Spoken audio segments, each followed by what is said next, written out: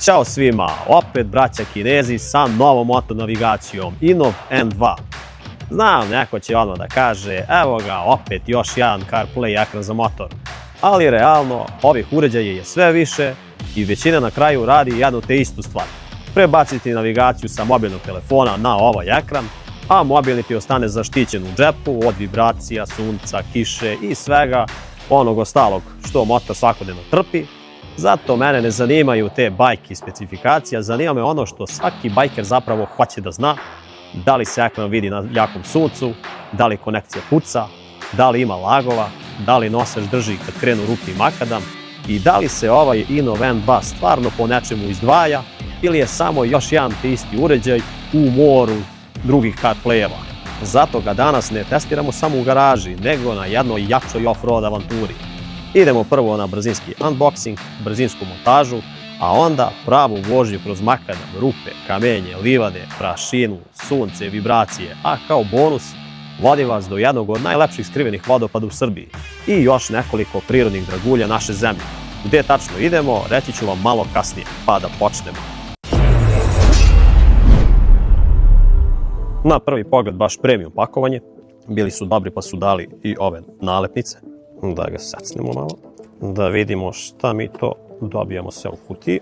Odmah na početku vidimo stakleni screen protector, baš lepo od njih. To je ovo neki papirić, ništa bitno. Kao što vidite, tu je display i dve kamere. Da izvadimo ceo ovaj deo. Ekran ćemo pogledati malo posle. Da vidimo šta mi to sve imamo u ovom pakovanju. Uvek kad vidim ove kamere nije mi dobro. I da vidimo šta mi tu još imamo. Boga mi previše tu stvari ima. U poslednje vreme cenim baš kad ima što manje stvari za ove CarPlayeve. Tu je i eksterni GPS koji se negde lepi u unutrašnjosti motora. Tu su ovi nosači za kamere, senzori pritiska u gumama koji su ono standardnih dimenzija, nisu kao oni iz čige da su manji i lakši, koliko para toliko muzike. Kablovi za napajanje, da vidimo kakav je nosač navigacije, ovo već izgleda obećavajuće, pravi aluminijum.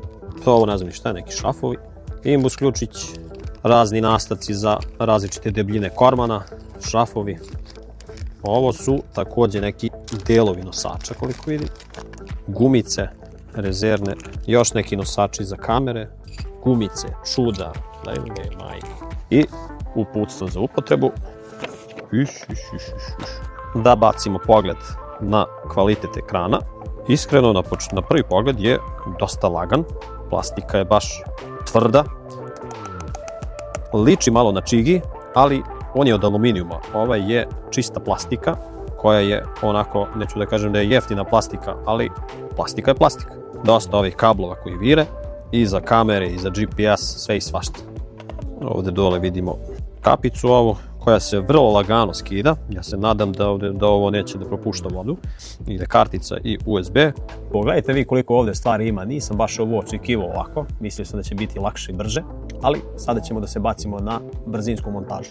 Prvo ćemo da namontiramo nosač na ekran, a posle toga ekran ovde. Ova kuglica aluminijumska ide u pozadinu ekrana. Drugo na redu, ova druga kuglica koja će ići na ovaj aluminijumski nosač koji se kači ovde. Stegnemo ovaj malo, ovaj drugi malo jače i sad jednostavno ovu kuglicu. Sljedeće na repertoaru je ovaj ovakav nosač. Čini mi se nešto između aluminijuma i one najtvrđe plastike, tako da ne bi trebalo da mrda u teoriji. Jedino preostalo je da se stegne ovaj deo ovde. To je to. Ništa, sada je ostalo da brzinski ispovezujemo kamere, GPS i da ga uključimo na akumulator. Prvo ćemo ovaj eksterni GPS modul, stavit ćemo ga negde ovde unutar motora da se ne vidi. Inače šrafovi na ovim kablovima su svi metalni. Sljedeća stvar je povezivanje napajanja. Iskreno krivo mi je što ne dolazi sa USB napajanjem. Naravno ove žice idu na akumulator, crna na minus, crvena na plus i ovdje imamo još jednu treću žicu, a to je signalna žica. Ona ide na kontakt, da ne bi navigacija vukla struju sve vreme, nego kada uključite kontakt i ona se startuje sa motorom, tako da obratite pažnju i na nju. Sada su na redu ostale samo još zvukovne kamere. Pogledajte vi koliko delova ima samo za ove kamerice.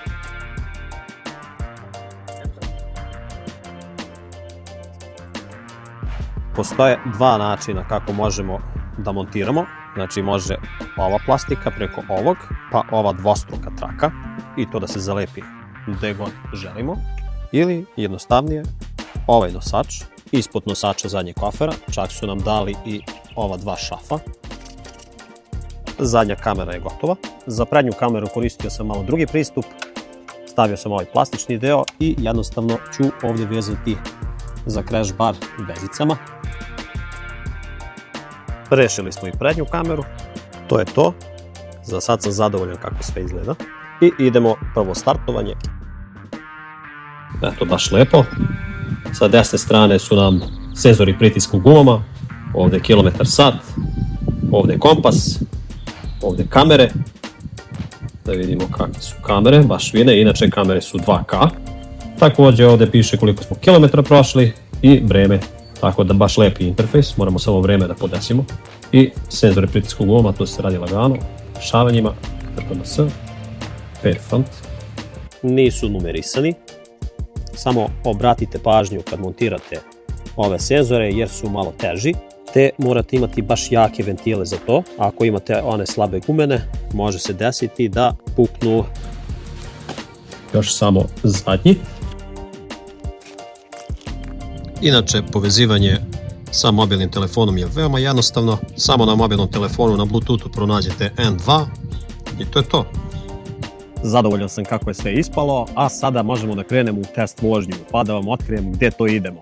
Idemo na malo jaču off-road avanturu, idemo do vodopada Prskalo, a ako ima vremena, idemo ceo krug preko Valka Luci i livada, koje su stvarno prelepe, i ceo krug posle izlazimo na glavni put, idemo za Grzu, Paraćin, pa nazad ovamo. Tako da nadam se da će ova navigacija da izdrži celu ovu torturu, pa da kažemo na kraju i neku završnu reč. Da vidimo ukucavanje.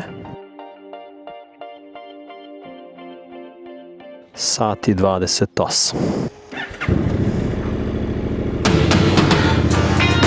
Krećemo.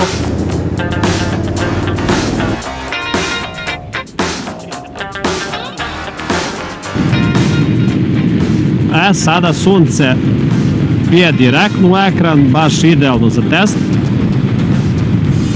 Nije baš da kažem presvetao, bit ću iskren, ali nemam problema sa čitanjem bilo kakvih informacija sa njega, sve je otprilike gledljivo. Najbitnije je da se oči ne muče i da jednostavno bez ikakve muke može sve lepo da se vidi, jer je poenta samo baciti pogled za pravi put ili nešto slično. Jedna pozitivna strana je što može ekran mnogo lako da se prilagodi. Ja ću otprilike da ga namestim negde ovako, da bude što bolje za oči.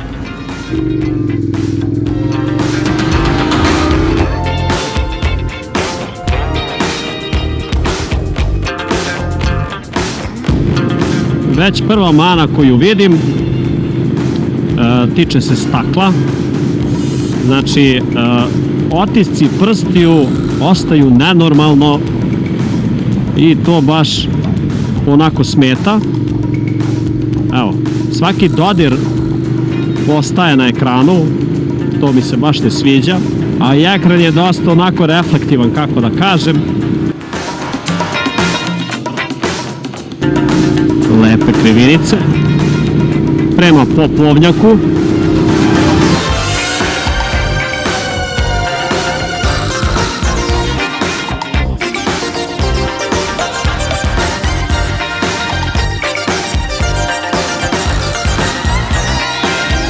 Inače, još jedna po meni baš velika mana je što uz ovaj displej nema mogućnosti da se kupi joystick, te ćemo morati sve na touch screen, što je tokom vožnje malo zeznuto. Ovako na putu džene, ali na nekom lošem putu to će biti pravi izazov. Ali svakako evo sada sa ovim debelim zimskim rukavicama da probamo kakva je responsivnost. Responsivnost je odlična. Eto, lepo što na ovom displeju prikazuje trenutnu brzinu, koliko smo kilometara prešli, pritisak u gumama sa desne strane. Do duše za zadnju gumu nešto neće. Pretpostavljam da se baterija na senzoru istrošila, jer dešava se tako nekad da jednostavno baterija od stajanja se istroši. Tako da to ću sutra ću kupiti bateriju čisto da isprobam. Mada bi to trebalo da sve funkcioniše kako treba. Da vidimo kamere. Kamere rade. Iskreno izgledaju odlično. Pa vi pišite dole u komentarima šta mislite o kvalitetu. Znači, ne zaboravite da se subscribe-ujete na kanal. Vaša podrška mi znači kako bih mogao da snimam još ovakvih klipova. A takođe, kogod je zainteresovan za ovu navigaciju, možete iskoristiti kupon kod MLADI da dobijete neki popust, a dole možete pronaći i link za kupovinu ove navigacije, a svakako ovaj kupon kod možete da iskoristite i za ostale navigacije sa ovog INOV sajta. Znači, bilo koju navigaciju možete da kupite sa ovim popustom, tako da što da ne iskoristite priliku. Mislim, svakako ljudi misle kao to su neke pare, dobijaju se, kao zarađujemo mi, pa mi u Srbiji veoma slabo, mislim na čitavom Balkanu, jer generalno retko ko kupuje ove navigacije. Čak i ako neko kupi, ja tu provizicu što zaradim, to bude nešto kao za kafu, više za sprdnju. A mi lagano ulazimo u Černobilj, to jest Pripjat,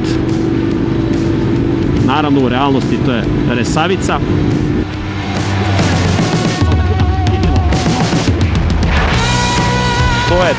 To je to. Barbušina, Nekudovo, Valkaluci, Troglan Bare. Skrećemo levo.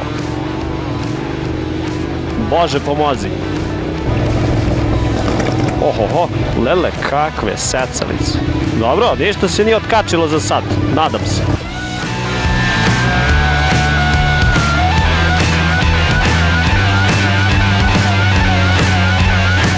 Inače, priroda ovde je stvarno prelepa i čeka nas dosta toga lepog, pogotovo tamo Valkaluci, livade prema Troglan Bari, tamo su najlepši predeli.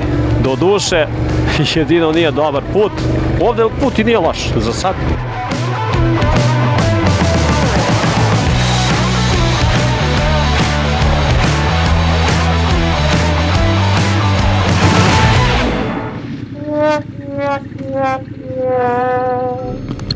Molim?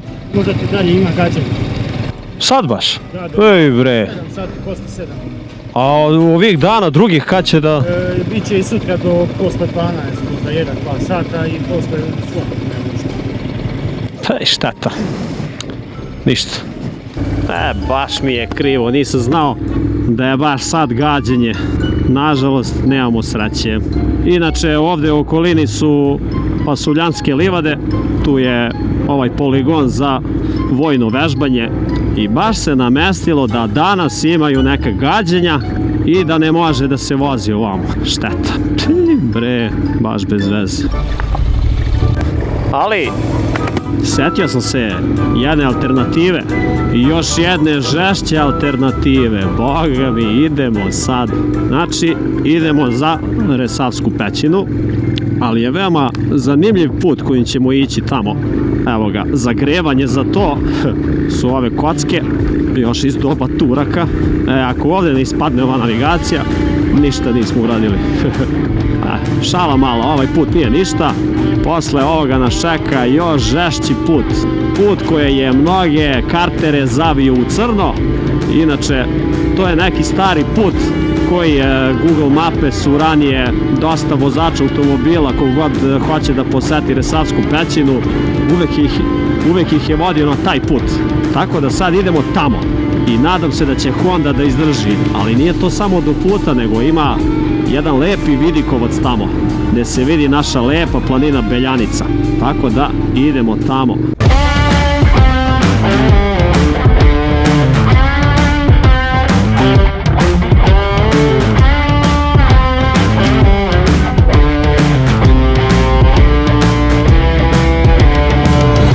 Pazi i ovde vojska, čovječ. Dobar dan. Za Resavsku pećinu ne sme? Ne smiješ, znate, a put je loš. Pa ne, znam da laš, mislim, ali ono, ne smenite. Pa ono, i tu se hvata isto. Pa, ništa. Pozdrav.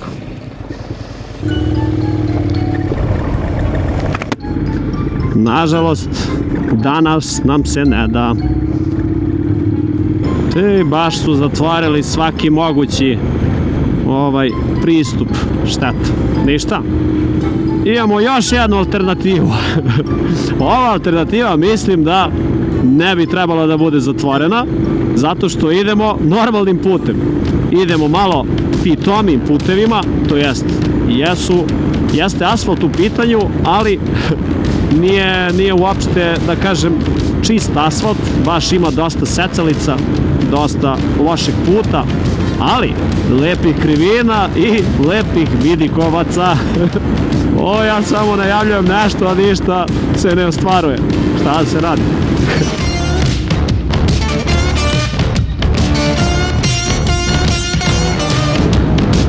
Znači, nećemo levo, idemo pravo za Ravnu reku. Lupite taj subscribe da mi date snagu da završim ovaj test uspešno do kraja.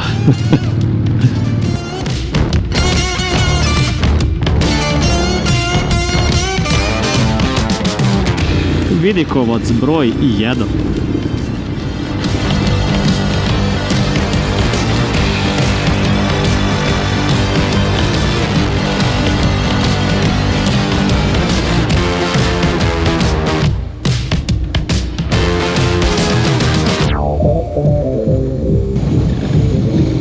Ulazimo na teritoriju Pasuljanskih livada. Nadam se da će ovde makar da me puste.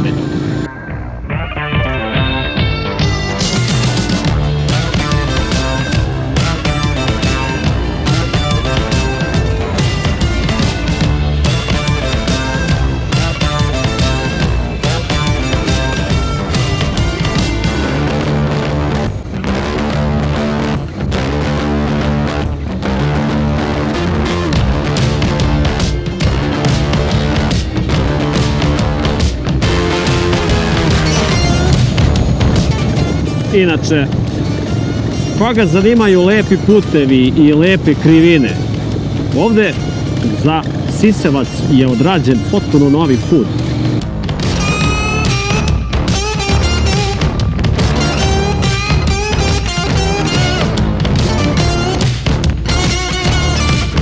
Navigacija je malo zabola, pošto ovde nema signala.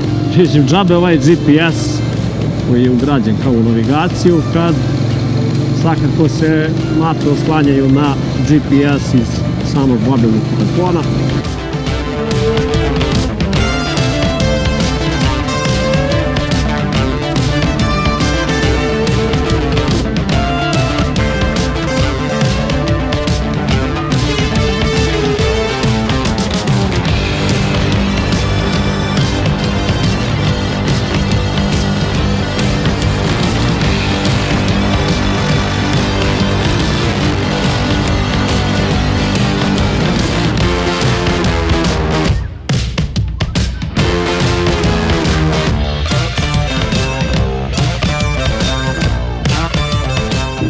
Inače, shvatio sam ovo u ćupi nešto da čelobrcnem.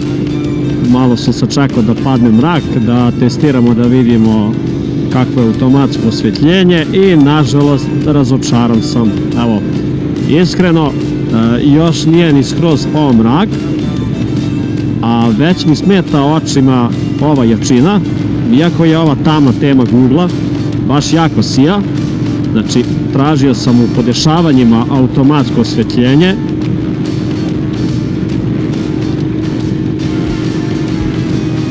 Znači, postoji samo ovo manuelno, dok automatskog nema. Iako ovdje piše A, što bi trebalo da znači automatski. Također ovdje u podešavanjima nema. Inače, mala ispravka, pronašao sam šta je problem sa svjetlinom.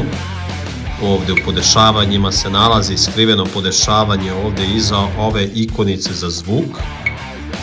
Tačno ovdje ima ova ikonica za auto. I ono samo podesi osvjetljenje, jer senzor se nalazi negdje ovdje. Tako da, što se te stvari tiče, to je ok. Također sam i rešio zadnji pritisak u gumama, nažalost došao je sa praznom batericom. To sam zamenio lagano i sve funkcioniše kako treba. Također, još jedan problem je ovo svetlo koje blinka.